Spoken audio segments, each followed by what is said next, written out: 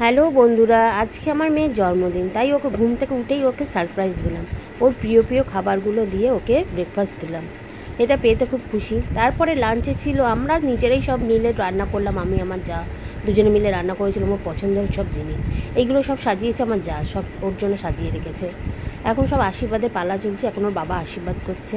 এত আশীর্বাদ হয়েছে যে ও বোর হয়ে গেছে। বাবা, ঠাকুমা, দাদু, দিদা, এবার আমি করছি। যখন আমি করছি তখন ওর আর ইচ্ছা হচ্ছে না, জোর করে এগিয়ে আসছে।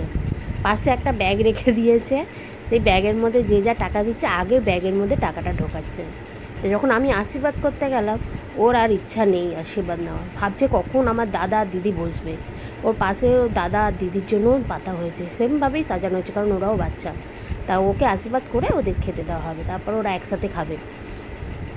এই যে টাকাটা নিয়েই আগে ব্যাগে তুললো। তারপর সন্ধ্যাবেলা ছোট্ট একটা প্রোগ্রাম করা হয়েছিল ওর জন্য।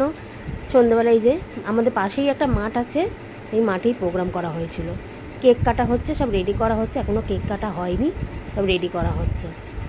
কেক ঠেক কেটে একটু সন্ধ্যাবেলা সব বন্ধুরা মিলে একটু নাচ গান করলে। এই যে আমার একটা বান্ধবী, সে বেঢং নাচছে। তার নাচ থেকেই নাচ দিয়েই আমরা শেষ করছি, কারণ আরও অনেক ভিডিও করা হয়েছে, সব কটা দেখানো যাচ্ছে না। এটা দিয়েই সমাপ্ত করলাম। Tata, by.